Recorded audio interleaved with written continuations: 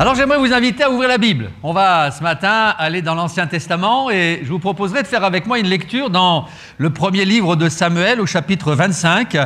Et nous allons partager ensemble un récit assez long. J'aimerais prendre le temps de lire ce texte dans le premier livre de Samuel au chapitre 25. Voilà ce que nous lisons. Samuel mourut, tout Israël s'étant assemblé le pleura, et on l'enterra dans sa demeure à Rama. Ce fut alors que David se leva et descendit au désert de Paran. Il y avait à Maon un homme fort riche, possédant des biens à Carmel. Il avait 3000 brebis et 1000 chèvres, et il se trouvait à Carmel pour la tonte de ses brebis. Le nom de cet homme était Nabal. Et sa femme s'appelait Abigail. C'était une femme de bon sens et belle de figure, mais l'homme était dur et méchant dans ses actions. Il descendait de Caleb. David apprit au désert que Nabal tondait ses brebis. Il envoya vers lui 10 jeunes gens auxquels il dit « Montez à Carmel et allez auprès de Nabal. Vous le saluerez en mon nom et vous lui parlerez ainsi pour la vie, sois en paix. Et que la paix soit avec ta maison et tout ce qui t'appartient. Et maintenant, j'ai appris que tu as les tondeurs, or tes bergers ont été avec nous. Nous ne leur avons fait aucun outrage et rien ne leur a été enlevé pendant tout le temps qu'ils ont été à Carmel. Demande-le à tes serviteurs et ils te le diront. Que ces jeunes gens trouvent donc grâce à tes yeux, puisque nous venons dans un jour de joie. Donne donc, je te prie, à tes serviteurs et à ton fils David ce qui se trouvera sous ta main. Lorsque les gens de David furent arrivés, ils répétèrent à Nabal toutes les paroles au nom de David. Puis ils se turent. Nabal répondit aux serviteurs de David, « Qui est David? Et qui est le fils d'Isaïe? Il y a aujourd'hui beaucoup de serviteurs qui s'échappent d'auprès de leur maître. Et je prendrai mon pain, mon eau et mon bétail que j'ai tué pour mes tondeurs, et je les donnerai à des gens qui sont je ne sais d'où. » Les gens de David rebroussèrent chemin. Ils s'en retournèrent et redirent à leur arrivée toutes ces paroles à David. Alors David dit à ces gens que chacun de vous saigne son épée. Et ils saignirent chacun leur épée. David aussi saignit son épée. Et environ 400 hommes montèrent à sa suite. Il en resta 200 près des bagages. Un des serviteurs de Nabal vint dire à Abigail, femme de Nabal, « Voici David a envoyé du désert des messagers pour saluer notre maître qui les a rudoyés. » Et on va passer au verset 18. Abigail prit aussitôt 200 pains, 2 outres de vin, 5 pièces de bétail apprêtées, 5 mesures de grains rôtis, 100 masses de raisins secs et 200 de figues sèches. Elle les mit sur des ânes et elle dit à ses serviteurs « Passez devant moi, je vais vous suivre. » Elle ne dit rien à Nabal, son mari. Montée sur un âne, elle descendit la montagne par un chemin couvert et voici David et ses gens descendaient en face d'elle, en sorte qu'elle les rencontra. David avait dit « C'est bien en vain que j'ai gardé tout ce que cet homme a dans le désert et que rien n'a été enlevé de tout ce qu'il possède. Il m'a rendu le mal pour le bien. Que Dieu traite son serviteur David dans toute sa rigueur si je laisse subsister jusqu'à la lumière du matin qui que ce soit de tout ce qui appartient à Nabal. » Lorsqu'Abigail aperçut David, elle descendit rapidement de l'âne, tomba sur sa face en présence de David et se prosterna contre terre. Puis se jetant à ses pieds, elle dit « À moi la faute, mon Seigneur. Permets à ta servante de parler à tes oreilles et écoute les paroles de ta servante. Que mon Seigneur ne prenne pas garde à ce méchant homme, à Nabal, car il est comme son nom. Nabal est son nom et il y a chez lui de la folie. » Et on va passer au verset 35. David prit de la main d'Abigail ce qu'elle lui avait apporté et lui dit « Monte en paix dans ta maison. Vois, j'ai écouté ta voix et je t'ai favorablement accueilli. » Abigail arriva auprès de Nabal et voici, il faisait dans sa maison un festin comme un festin de roi. Il avait le cœur joyeux, il était complètement dans l'ivresse. Elle ne lui dit aucune chose, petite ou grande, jusqu'à la lumière du matin. Mais le matin, l'ivresse de Nabal s'étant dissipée, sa femme lui raconta ce qui s'était passé. Alors le cœur de Nabal reçut un coup mortel, et il devint comme une pierre. Environ 10 jours après, l'Éternel frappa Nabal et il mourut. Amen. Voilà, j'aimerais ce matin vous parler de ces deux personnages, Nabal et Abigail. Nous avons eu hier la rencontre des couples et j'ai pensé qu'il était bon que je puisse aborder en quelques mots le thème qui a été abordé hier. Nous avons médité ce passage. Alors, je ne vais pas tout dire ce matin, puisque hier, nous avons passé une journée à étudier la question du couple. Mais ce matin, j'aimerais simplement vous apporter quelques bribes de ce qui a été dit hier lors de cette journée. Et notamment, nous avons parlé de ces deux personnages, Nabal et Abigail.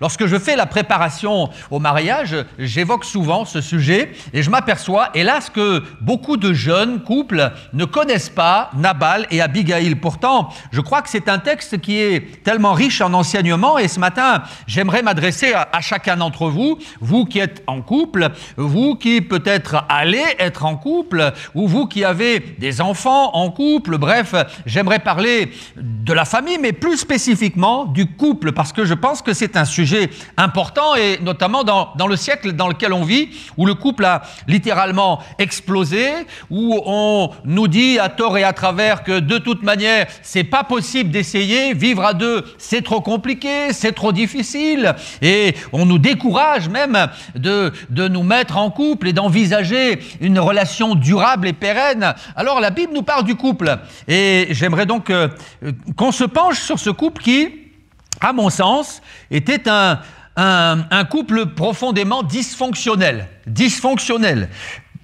Alors, avant de parler de Nabal et Abigail, j'aimerais vous parler du contexte dans lequel ce récit se déroule. Nous sommes à l'époque du roi Saül. Le roi Saül est en guerre contre Dieu et il a désobéi à l'Éternel.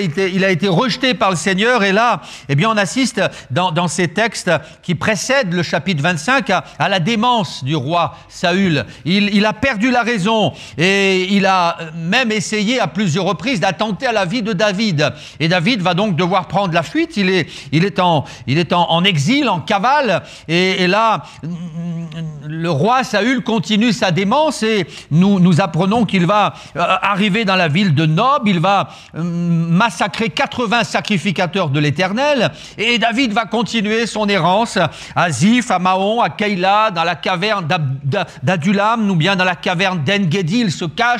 Il est traqué par le roi. Sur ses entrefaits, le grand prophète Samuel décède, il meurt et là, David est comme hanté par tout un tas d'incertitudes. Que vais-je devenir? Est-ce que les promesses qui ont été faites à mon sujet, les promesses de Dieu pourront s'accomplir un jour? Est-ce que je monterai sur le trône un jour? Et donc, dans ce contexte-là, eh bien, il y a l'histoire de Nabal et Abigail. Les deux personnages principaux de ce texte sont justement Nabal et Abigail. Un couple qui, à mon avis, est particulièrement mal assorti. Un couple particulièrement mal assorti. Nabal, en réalité, n'a rien à voir avec Abigail. Ces deux personnages sont à l'opposé. Il y a un contraste choquant entre ces deux personnages. Et je crois que ce texte, c'est une mise en garde. Une mise en garde lorsque on envisage le mariage. Une mise en garde et une invitation à la réflexion aussi, parce que je pense que si Abigail avait su, eh bien, elle ne se serait pas engagée avec un garçon comme ça. Si Abigail avait su, je pense qu'elle n'aurait pas signé. Mais il a fallu quelque temps pour qu'elle ouvre les yeux. Et là, eh bien, le texte nous montre que c'était trop tard. C'était trop tard. Peut-être qu'au départ, Abigail avait été séduite par Nabal. Elle est là dans une période dite d'euphorie, c'est-à-dire qu'elle voit Nabal et dans cette période d'euphorie, eh bien, elle ne voit que ses qualités, mais elle est comme aveuglée parce que Nabal, la Bible nous dit que c'était un homme qui était dur, qui était méchant, et il va falloir quelque temps pour qu'elle ouvre les yeux. Et il est probable qu'après coup, cette pauvre Abigail s'est dit, mais si j'avais su, si j'avais su, si j'avais su, si j'avais vu, si seulement j'avais pu écouter, seulement c'était trop tard. C'était trop tard. Et ce texte est une mise en garde.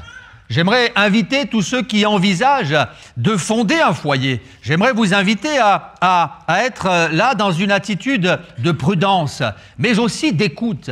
Parce que bien souvent, quand on est comme aveuglé par ces sentiments d'euphorie, on n'entend plus ce que nous disent les gens. On n'entend plus, on n'est plus dans l'écoute. Mais lorsque Abigail va ouvrir les yeux, eh bien c'était trop tard. C'était trop tard. Elle était déjà engagée dans cette relation avec un homme qui sera pour elle profondément toxique. Et j'aimerais maintenant vous dresser le portrait de cet homme et le portrait de cette femme. Nous allons faire un focus sur lui et ensuite on fera un focus sur elle. Que dit la Bible à propos de Nabal? Eh bien, elle en dit long. Elle en dit long. Et je suis surpris que Abigail n'ait pas vu tout ça avant de s'engager. Alors certains pourront dire peut-être, oui, mais c'était peut-être un mariage forcé à l'époque, c'était comme ça que ça se passait. Alors peut-être. On peut pas épiloguer sur ce point parce qu'on ne sait pas. On ne sait pas. Mais en tout cas, la liste est longue. La liste est longue. La Bible nous dit qu'il était riche. Ça, c'est le premier point. C'est peut-être ce qui a tapé à l'œil d'Abigail. Il était riche. Il est écrit, il y avait à Maon un homme fort riche. Il possédait bien. Il possédait des biens à Carmel. Il avait des brebis, il avait des chèvres. Et peut-être que cette jeune Abigail s'est laissée séduire par ses richesses. Seulement, le verset qui suit, le verset 3, nous dit que non seulement il était riche, mais il était méchant. Et ça, c'est l'autre aspect de sa personnalité, de ce portrait. Le nom de cet homme était Nabal, sa femme Abigail. C'était une femme de bon sens et belle de figure, mais l'homme était dur et méchant dans ses actions. C'était un descendant de Caleb. Il était dur, il était méchant, et lorsque plus tard, Abigail va parler de son mari, elle en parlera en des termes tout à fait lucides. Au verset 25, elle va parler de son mari à David, et elle dira que mon Seigneur ne prenne pas garde à cet homme, à ce méchant homme, à Nabal, car il est comme son nom, Nabal est son nom, et il y a chez lui de la folie. Mon mari est méchant, mon mari est comme fou.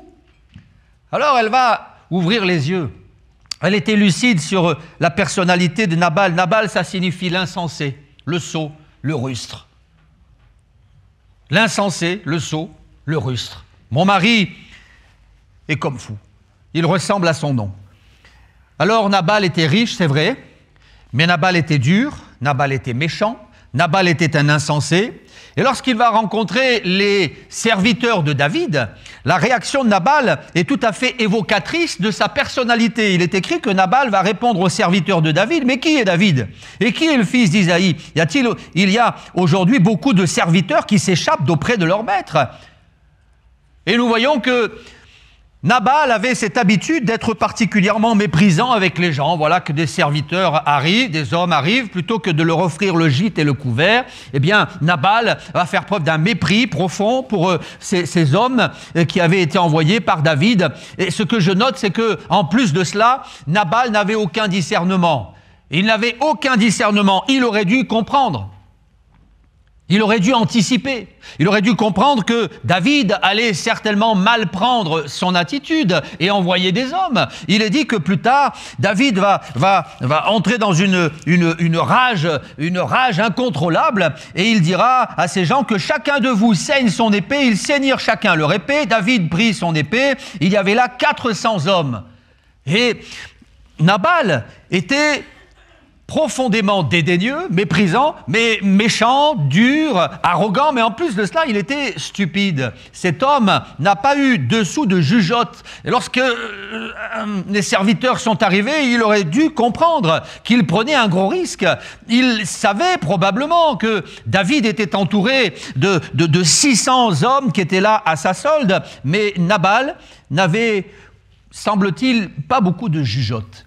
Pas beaucoup de jugeote. Aucun discernement. La Bible nous apprend aussi qu'il était obtus, fermé à toute forme de dialogue. Lorsque le récit continue au verset 17.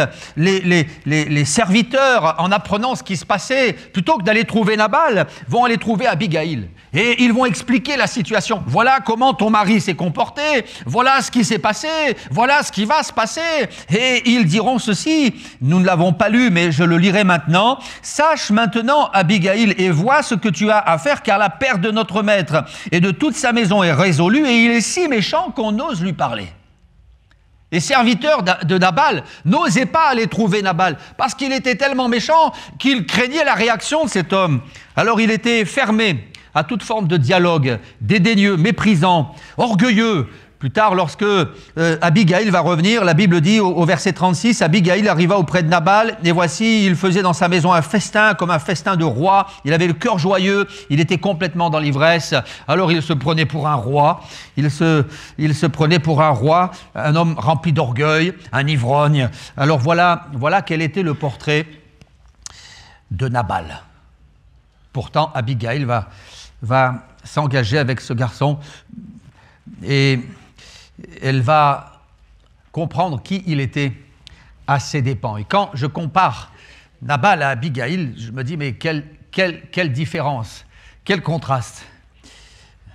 Nous avons parlé de cet homme, j'aimerais vous parler maintenant d'Abigaïl. Et si la liste des défauts de Nabal est longue, la liste des qualités d'Abigaïl est elle aussi très longue. Et elle est chargée d'enseignements. La première chose que je dirais d'Abigaïl, c'est que son nom, ça signifie « mon père est heureux ».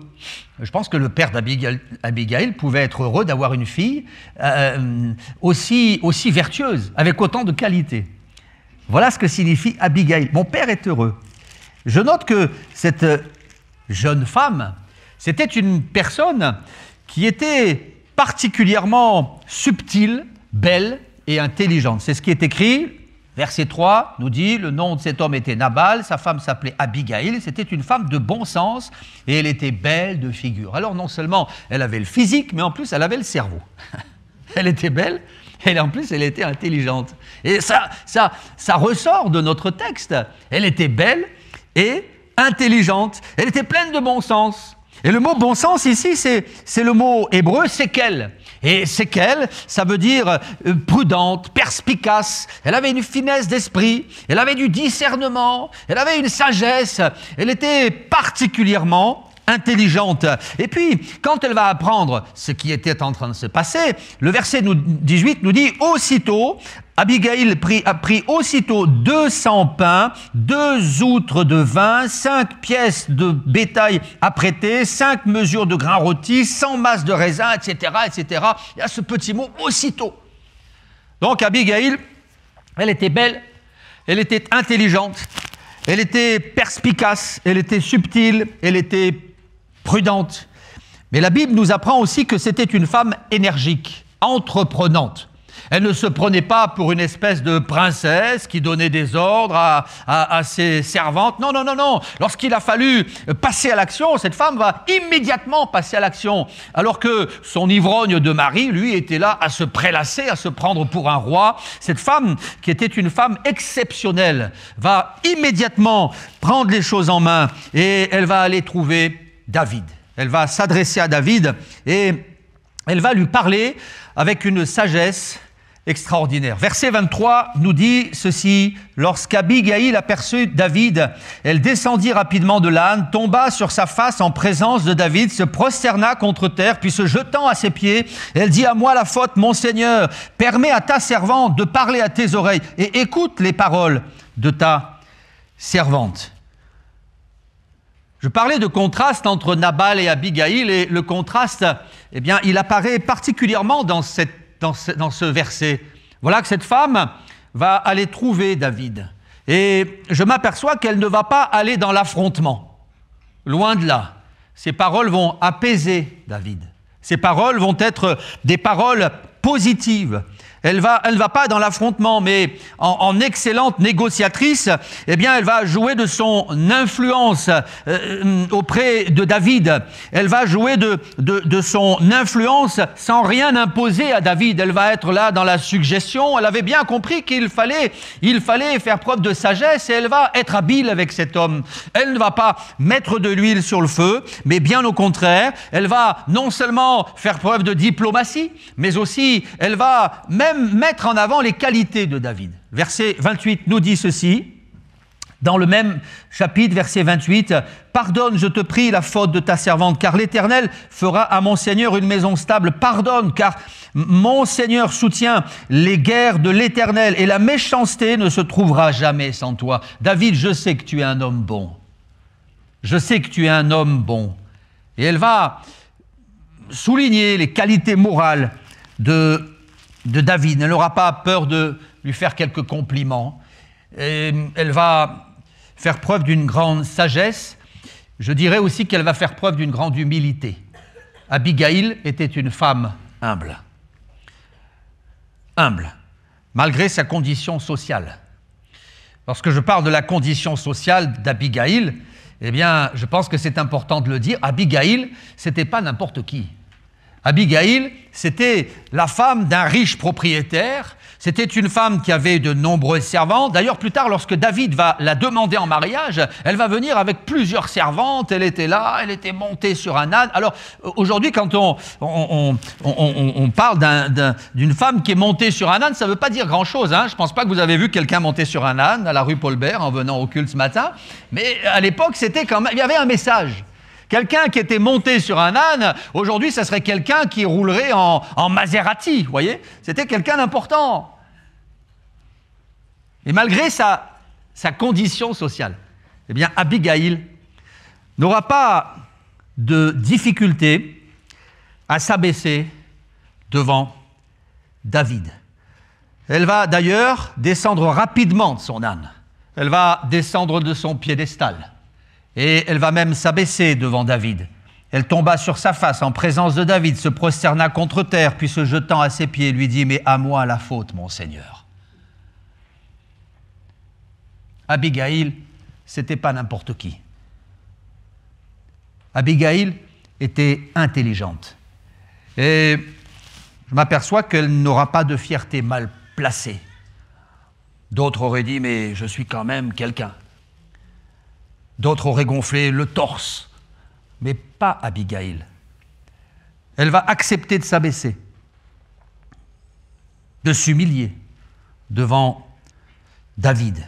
Pas de fierté mal placée. D'ailleurs, elle va à plusieurs reprises s'adresser à David en lui disant « Mon Seigneur ». J'ai noté qu'à 14 reprises, Abigail va s'adresser à cet homme en lui disant « Mon Seigneur ». Et pour parler d'elle, elle dira à 4 reprises « Je ne suis que ta servante ». Abigail était une femme de qualité. Et on ne retrouve pas chez elle de fierté mal placée. Elle saura s'abaisser devant le futur roi. Et même, nous voyons que cette femme était enclin au service. Lorsque, plus tard, David va proposer à Abigail de devenir son épouse, puisqu'elle était maintenant devenue veuve, eh bien, Abigail va répondre à cette proposition en ces termes. C'est le verset 41 pour ceux qui projettent le texte. 1 Samuel, chapitre 25, verset 41. Elle se leva, se prosterna le visage contre terre, à nouveau d'ailleurs. Et puis elle dit, « Voici, ta servante sera une esclave pour laver les pieds des serviteurs de mon Seigneur. » Voilà l'attitude noble de cette femme. Elle savait qui elle était. C'est pour cette raison qu'elle pourra s'abaisser sans problème, pas de fierté mal placée. Elle était profondément humble, enclin au service, généreuse. C'est encore là une qualité que j'ai soulignée. Lorsqu'Abigail va apprendre la situation, elle va prendre 200 pains, 2 outres de vin, 5 pièces de bétail, et la liste des courses a été longue, le chariot était plein. Elle va envoyer tout ça à David et à ses hommes. Pourquoi? Parce qu'en plus de sa sagesse, de son intelligence, de sa beauté, de son humilité, cette femme était encline au service, elle était généreuse et elle était aussi pleine d'empathie. Pleine d'empathie. Le texte nous apprend cela. Le verset 27 nous dit ceci, voilà qu'elle se présente devant David avec toutes ses victuailles et elle dira « Accepte ce présent que ta servante apporte à mon Seigneur et qu'il soit distribué aux gens qui marchent à la suite de mon Seigneur. » Ces gens ont faim, ces gens sont fatigués, tes soldats sont épuisés. Alors David, prends ça, c'est pour eux. Elle était pleine d'empathie. Elle en avait des qualités, cette Abigail. Et l'une des qualités qui, moi, m'a le plus marqué, c'est qu'en plus de cela, elle va faire preuve d'une charité surprenante à l'égard de son ivrogne de mari. C'est surprenant. Quand elle se présente devant David, eh bien, elle va tenir un discours qui mérite d'être souligné. Se jetant à ses pieds, elle dit « À moi la faute. À moi la faute, mon Seigneur. Permets à ta servante de parler à tes oreilles. Écoute les paroles de ta servante. Que mon Seigneur ne prenne pas garde à ce méchant homme, à Nabal, car il est comme son nom. Nabal est son nom. Il y a chez lui de la folie. Mais à moi la faute. » Elle va endosser la faute de son mari. Elle va, en quelque sorte, essayer de le disculper, comme pour dire « mais en réalité, c'est de ma faute, c'est de ma faute ». D'ailleurs, elle va le redire à plusieurs reprises. Verset 28, elle dira « Pardonne, je te prie, la faute de ta servante. Pardonne, pardonne, c'est de ma faute ». Elle va endosser la responsabilité de son mari. Et c'est là que je peux dire que cette femme était vraiment charitable. Charitable face aux erreurs de son mari. Charitable, mais lucide. Certains auraient dit, oui, mais elle était aveuglée. Pas du tout. Parce qu'elle dira, mais que mon Seigneur ne prenne pas garde à ce méchant homme, à Nabal, car il est comme son nom, Nabal est son nom, et il y a de la folie chez lui. Mon mari, c'est un méchant homme. Mon mari, il est fou. Elle n'était pas du tout aveuglée, elle était tout à fait lucide. Elle savait quel était le genre d'homme avec lequel elle vivait. Elle savait. Elle était sortie de cette période d'amour euphorique. Elle avait ouvert les yeux. Elle était sortie de cette période d'amour-passion. Elle avait ouvert les yeux. Elle était entrée dans la deuxième phase de la vie de couple. Je disais hier qu'il y a plusieurs phases dans la vie de couple. Il y a la phase euphorique et puis il y a la phase où on prend conscience de qui est la personne avec laquelle on s'est engagé. Un jour, ma femme a pris conscience du personnage avec lequel elle vivait. Elle a ouvert les yeux. Ça a été un choc pour elle. Elle s'est dit, mais je ne le pensais pas comme ça. Un homme, je ne savais pas que c'était comme ça, un homme. Eh oui. Il y a la période euphorique, parce qu'elle a été euphorique. Quand elle m'a vu pour la première fois, elle était... Je le dis parce qu'elle ne peut pas répondre, alors je joue de ma position. Et puis après, il y a eu la période de prise de conscience. Et là, eh bien, je crois qu'Abigail, elle est très vite sortie de la période euphorique. Voilà qu'elle prend conscience.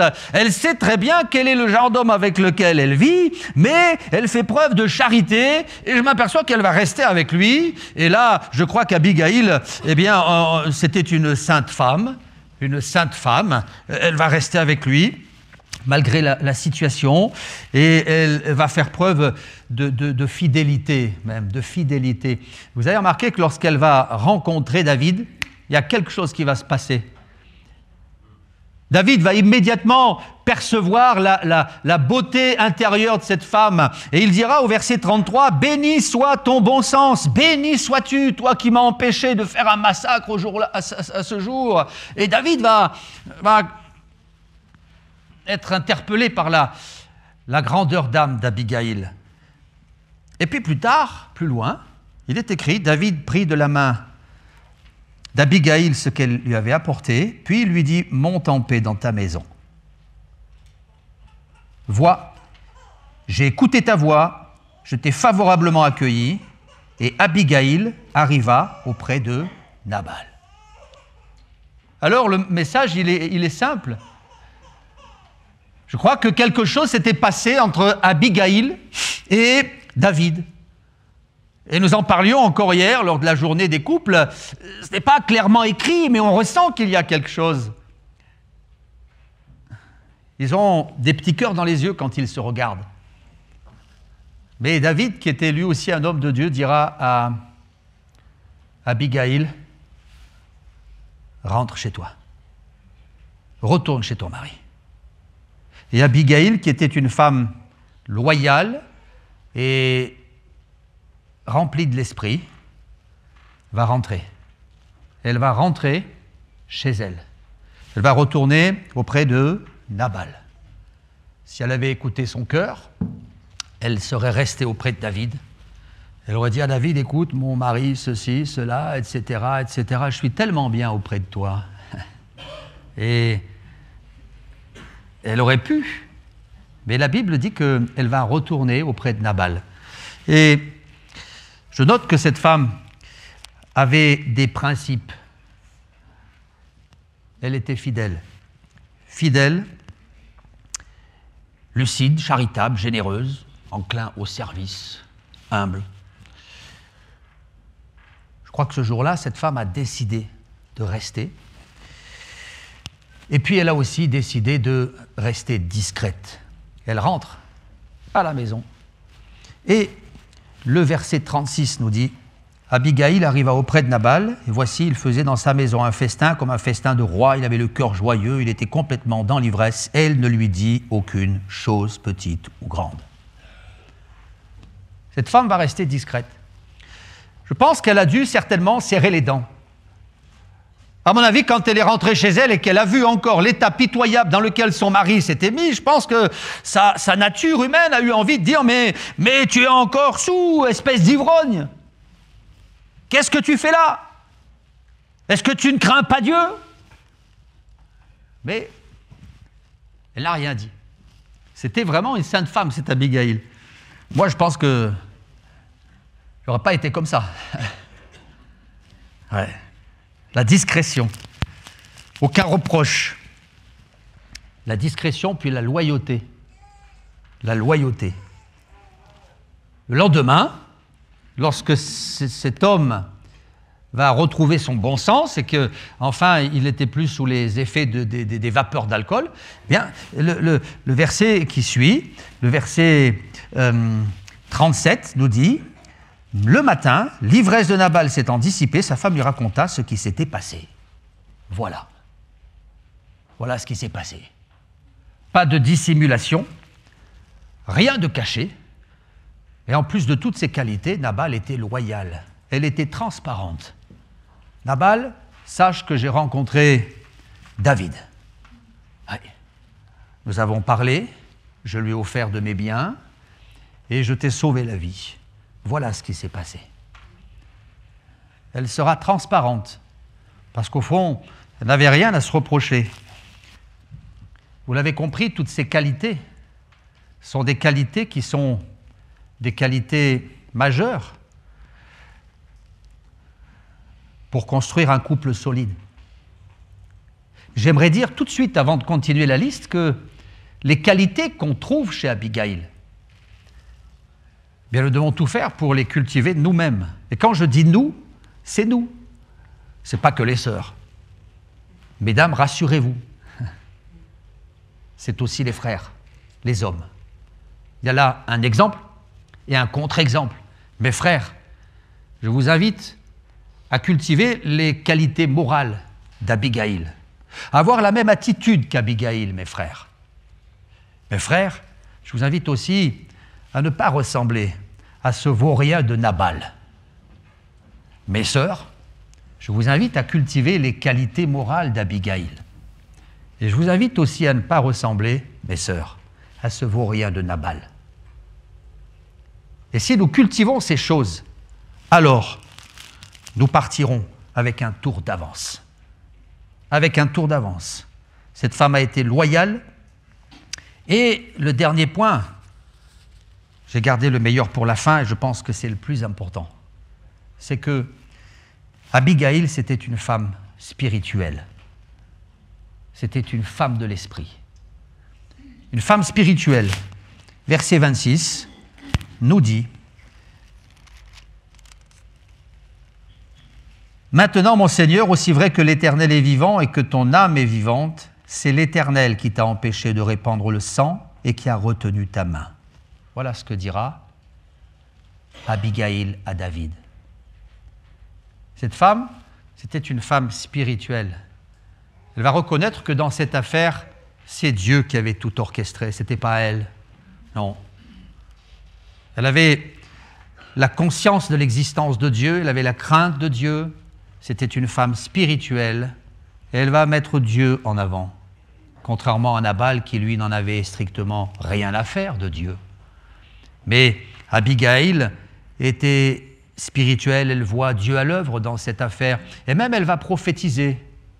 Et dans les versets qui suivent, verset 30, elle continue en disant « Mais lorsque l'Éternel aura fait à mon Seigneur tout le bien qu'il t'a annoncé et qu'il t'aura établi chef sur Israël, voilà David, je sais qu'un jour tu seras le roi. » Il y avait une promesse de Dieu. Le prophète s'était prononcé. L'huile avait coulé sur la tête de David quelque temps auparavant. Et puis Saül s'était mis dans une colère folle, voyant en David un rival. Et voilà que David va devoir prendre la fuite. Il est désormais comme un paria. Il est en exil. Il n'a plus aucun bien. Il déambule dans le pays. Mais Abigail savait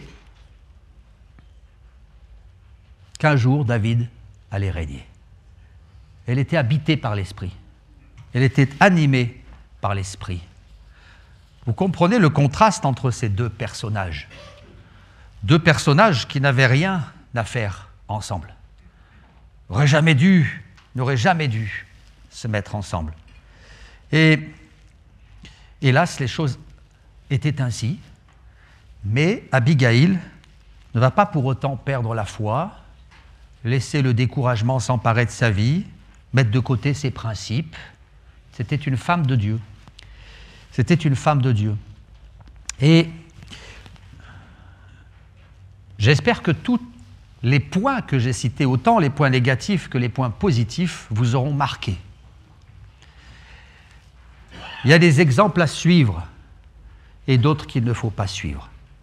Et comme je le disais, je prie pour que les qualités morales d'Abigail soient chez toutes les dames qui sont dans l'auditoire, mais aussi chez les hommes, chez les messieurs.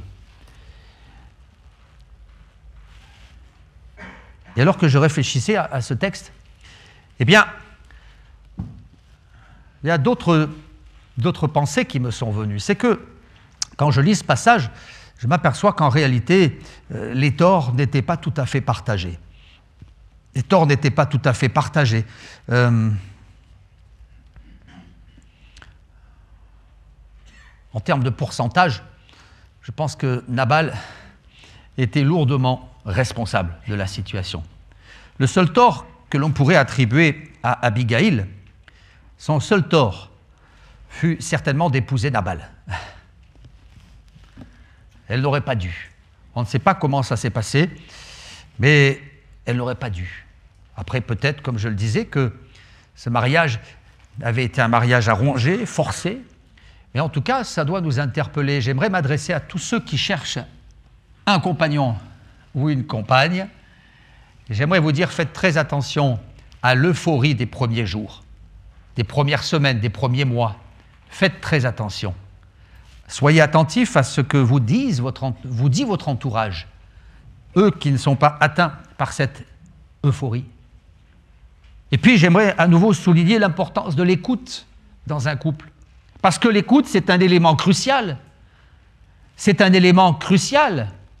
Si Nabal avait su écouter les serviteurs de David, si Nabal avait su écouter ses propres serviteurs, il est tellement méchant qu'on n'ose pas lui parler. S'il avait su écouter sa femme, s'il avait su écouter, alors l'histoire ne se serait pas terminée comme elle s'est terminée.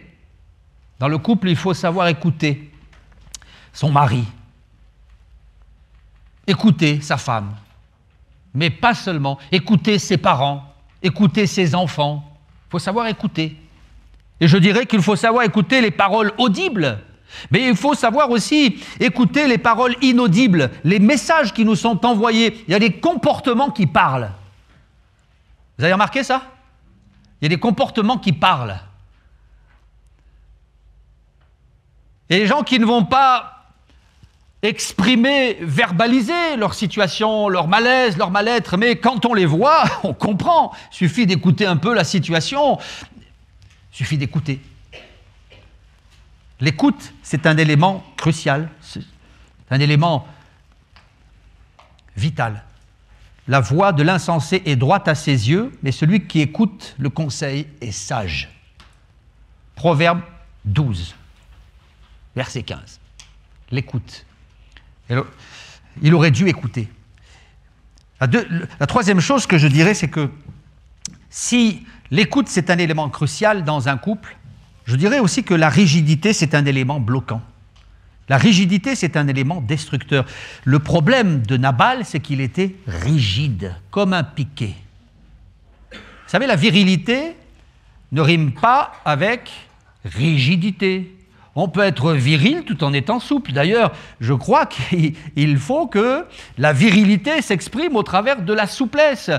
Ce n'est pas un déshonneur de plier devant sa femme. Ce n'est pas un déshonneur de plier devant son mari. Ce n'est pas un déshonneur. Mais ce garçon était rigide, comme un piquet. Et la rigidité, c'est un élément bloquant. Quand on est rigide, à un moment ou donné, l'autre ne nous dit plus rien. Ça ne sert à rien. Quand on est rigide. Le problème, c'est que quand on est rigide, à un moment, ça casse. Ça casse. Proverbe 29, celui qui mérite d'être repris et qui raidit le cou sera brisé subitement et sans remède. Alors toi qui es rigide, qui n'écoute rien, je t'invite à plier. Je t'invite à tendre l'oreille.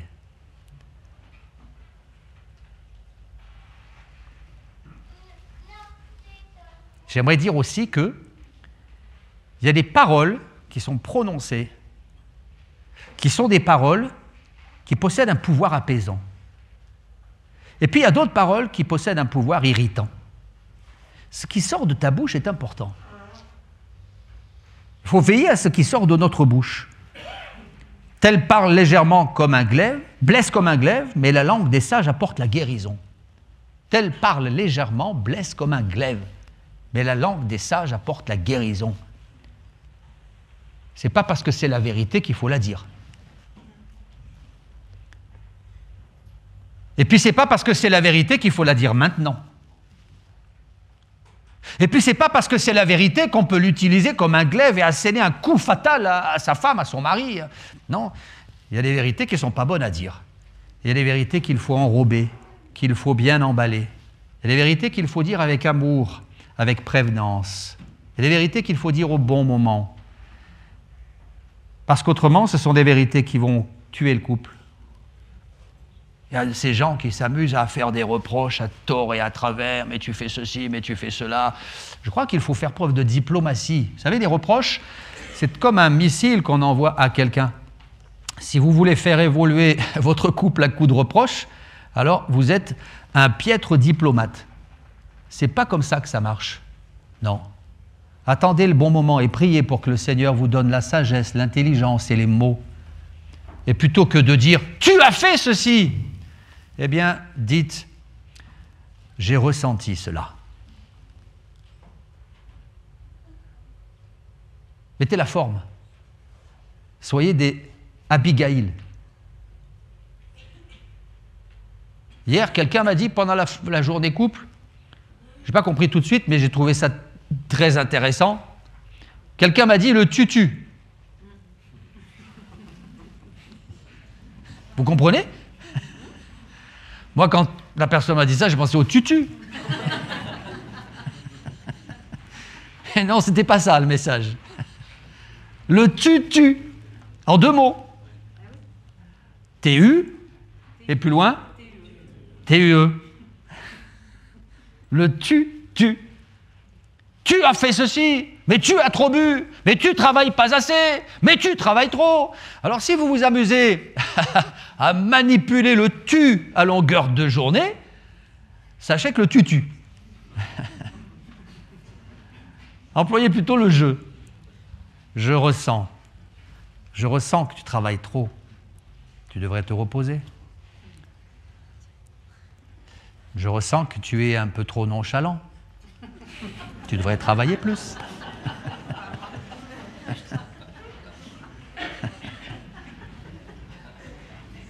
Je crois que vous allez vous souvenir du tutu. Eh oui. Abigail, elle avait cette finesse d'esprit, ce doigté, cette qualité, enclin à la diplomatie, tout en étant parfaitement lucide. Il y a des paroles qui blessent, qui dégradent la relation, puis il y en a d'autres qui apaisent. Elle savait parler, puis elle savait se taire aussi. Elle savait se taire. Dans la communication, et c'est ce qui est ressorti hier, c'est qu'il y a des fois où il faut parler, et puis parfois il faut se taire. Eh oui. Abigail savait se taire. C'est écrit, elle ne lui dit aucune chose petite ou grande. Mais évidemment, il était complètement saoul. Comment raisonner quelqu'un qui est complètement ivre? Pourtant, je pense qu'elle a certainement dû avoir envie, mais elle s'est tue. Elle a gardé le silence. Elle a su rester discrète. Savoir se taire, c'est une preuve d'intelligence. Pour attendre le bon moment. Vous savez, un jour, les amis de Job sont venus le trouver, et alors, quand ils ont vu Job, ils ont sorti leur discours, et bim, bam, boum. Et Job les a regardés, et il y a eu un moment où Job a parlé. Et Job a dit ceci à ses trois amis qui lui faisaient la leçon, mais que n'avez-vous gardé le silence? Vous eussiez passé pour être intelligent. Il avait de la répartie, Job, hein? Que n'avez-vous gardé le silence? On aurait pu croire que vous êtes intelligent. Et parfois, c'est une preuve de sagesse, de savoir être discret. Même si on a envie de dire, même si on a envie de parler, il faut parler au bon moment et avec les bons mots. De la bonne manière. Et puis je dirais aussi, et ça sera le mot de la fin, qu'on ne doit pas écouter ce qu'on nous dit dans le monde. Parce que dans le monde, on va vous dire, écoute, c'est pas la peine, ça marche pas. Arrête de te débattre, ça marchera pas. C'est voué à l'échec. Non, n'essaye même pas. Et dans le monde, que disent les gens? Ils disent on ne se marie pas, parce que de toute manière, à partir du moment où on va se marier, ça va tourner au vinaigre. On a peur de l'engagement. Et puis d'autres disent, mais quand ça ira mal, on va se séparer. Alors c'est sûr qu'ils vont se séparer. Et on retrouve des gens qui n'ont aucune niaque. Vous savez ce que c'est la niaque? Aucune niaque face aux tempêtes. Aucune persévérance. Aucune combativité, aucune foi. Ils n'y croient pas. Mais nous, chrétiens, on y croit. On y croit. Ne versez pas dans le négativisme. Abigail n'a pas versé dans le négativisme. Et face à la situation, elle aurait pu dire, bon, c'est terminé, de toute manière, ça ne marchera jamais. Je m'aperçois qu'elle a tout fait pour sauver son couple, absolument tout. Elle aurait pu, et nous le disions hier, elle aurait pu rester passive et se frotter les mains et dire, eh bien voilà, bientôt, je vais être débarrassé. Parce que David va venir, il va faire son compte à mon ivrogne de mari, je serai libre. Mais pas du tout. Et c'est là que nous voyons la grandeur d'âme de cette femme. Elle va tout faire pour sauver son couple. Alors faites tout ce qui est en votre possibilité, faites tout ce qui est en votre pouvoir pour sauver votre couple. Oui, il y aura peut-être des moments difficiles, mais nous croyons que Dieu est là et qu'il a la capacité de changer les circonstances, les situations. Ne versez pas dans le négativisme, ayez foi en Jésus. Vous savez, c'est à cause de ce négativisme que les Hébreux ont été bloqués à la porte de Canaan et qu'ils ne sont pas rentrés dans le pays de la promesse. C'est à cause de ce négativisme que Eliab, Shama et les frères de David n'ont pas osé aller au combat. Saül tremblait devant le géant Goliath. Mais David, lui, n'était pas habité par le même esprit. Il a fermé la porte au négativisme et il s'est dit, moi je vais y aller. Et le géant va tomber et le géant est tombé. Alléluia. Alors oui, je crois qu'on doit fermer la porte au négativisme et garder la foi. Oui, gardez la foi. Je crois que Dieu a des promesses et qu'on doit s'appuyer sur ces promesses. Et si Abigail, eh bien, est devenue un personnage aussi important dans le récit biblique, c'est parce que c'était aussi une femme de foi. Une femme de foi. Je vous invite à avoir la foi. Avoir la foi. Je crois que le Seigneur que nous servons est un Dieu grand. Et je crois que c'est tellement beau, c'est tellement bon, c'est tellement enthousiasmant de traverser les tempêtes ensemble, de dire non au divorce, non à la séparation. On va rester ensemble, on va prier ensemble, on va se jeter à genoux ensemble et de traverser la tempête et de s'en sortir. Vous savez, ce qui unit un couple, c'est pas d'aller au restaurant tous les jours. Ce qui unit un couple, c'est pas d'avoir un compte en banque bien rempli. Ce qui unit un couple, c'est pas de mettre de la musique classique tous les soirs et de se regarder dans le blanc des yeux en mangeant. C'est pas ça qui unit un couple. Ça, c'est du romantisme. Je crois que ce qui unit un couple, ce sont les épreuves. Ce sont les épreuves. Avec ma femme, on a traversé des tempêtes. On a traversé des tempêtes effroyables et ceux qui étaient là hier sont au courant. On a eu l'occasion de rendre témoignage, mais on a cherché la face de Dieu, on s'est demandé pardon. J'ai demandé pardon à ma femme, elle m'a demandé pardon. On s'est réconciliés et on en est ressorti plus fort. Il y a 4 petits mots difficiles à dire. Vous voulez les répéter après moi? On va essayer.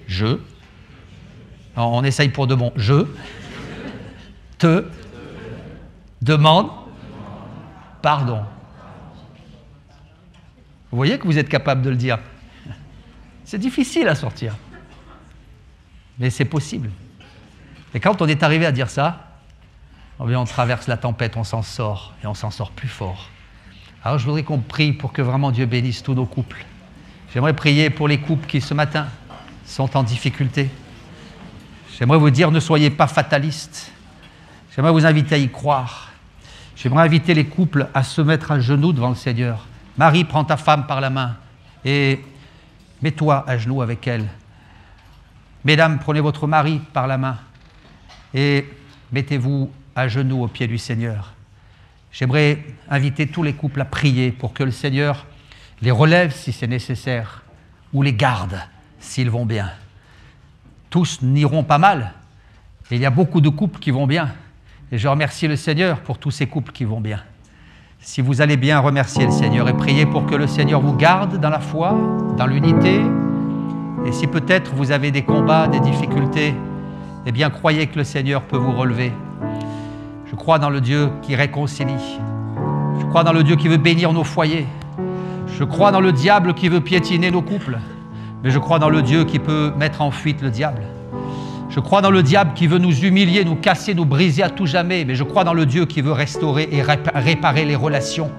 Je crois dans le Dieu qui veut nous donner l'intelligence pour bien gérer nos relations avec ton mari, ta femme, mais aussi avec tes enfants. Je crois dans le Dieu qui restaure les foyers.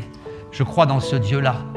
Et si ce matin, vous venez pour la première fois et que vous avez dans votre vie sentimentale un problème comme celui qui a été évoqué ce matin, déposez-le au pied du Seigneur. Si vous êtes là ce matin et que vous sortez d'un couple qui a été néfaste et destructeur, sachez que c'est possible de réussir sa vie conjugale. Alléluia. Quand il y a le Seigneur dans la barque, la tempête ne nous fait plus peur. Il y a exactement 32 ans, et moi, je suis fier de le dire, j'entrais dans la mairie de Mélan avec ma fiancée au bras, et nous avons signé Et il y a 32 ans, on a dit oui. On a dit oui. Et 32 ans plus tard, je suis tellement heureux de vivre avec ma femme aujourd'hui.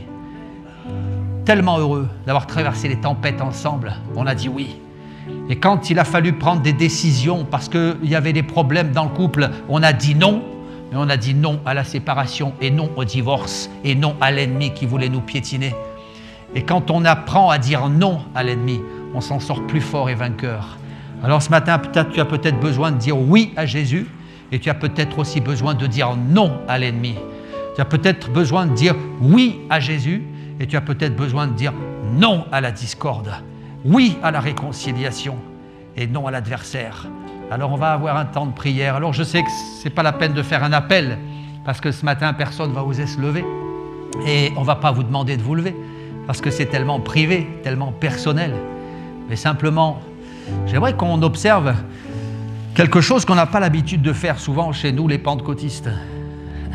On va observer un temps de silence, un temps de recueillement. Et je vais faire un appel. Je vais faire un appel. Je ne vais pas vous inviter à vous lever, mais je vais vous inviter à faire une prière intérieure. Prière intérieure. Je ne sais pas ce que tu vas dire au Seigneur. Tu vas peut-être demander pardon parce que tu t'es mal comporté avec ton mari. Peut-être demander pardon parce que tu as dit des mots qui ont blessé ta femme. Peut-être aussi que tu vas dire merci à Dieu parce que ton couple va bien. Et je crois que la majorité des personnes qui sont là vont dire merci à Dieu parce qu'il y a beaucoup de couples qui vont bien. On a fait un sondage hier, une espèce de petit test psychologique avec ceux qui étaient là, un test anonyme avec des feuilles à remplir. Moi, je me suis réjoui de voir qu'il y avait les 3/4 des couples qui allaient très bien. J'aimerais le dire parce que vous savez, quand on parle du couple, on parle souvent des tempêtes, des crises, des conflits. Mais sur tous les couples qui étaient là hier, il y en a les 3/4 qui allaient très bien. Je voudrais te le dire, c'est possible. Quand il y a le Seigneur dans la barque, ça va bien. Alléluia. Alors peut-être que beaucoup pourront dire merci à Dieu. Et puis quelques personnes pourront prier et dire, Seigneur, aide-moi à être un élément apaisant de réconciliation. J'aimerais m'adresser aussi aux sœurs, aux frères, dont le conjoint n'est pas à Jésus. Sache que nous sommes là pour t'aider. On n'est pas là pour juger quiconque. On n'est pas là pour vous mettre mal à l'aise. Et je sais que ce n'est pas facile de se mettre à genoux tout seul ou toute seule. Sache qu'on n'est pas de ceux qui vont charger un fardeau qu'on n'est pas capable de porter aussi. Je sais qu'il y a des personnes qui sont à terre parce que c'est trop dur. Et on n'est pas là pour vous montrer du doigt. On n'est pas là pour vous accuser. Simplement là pour vous accompagner.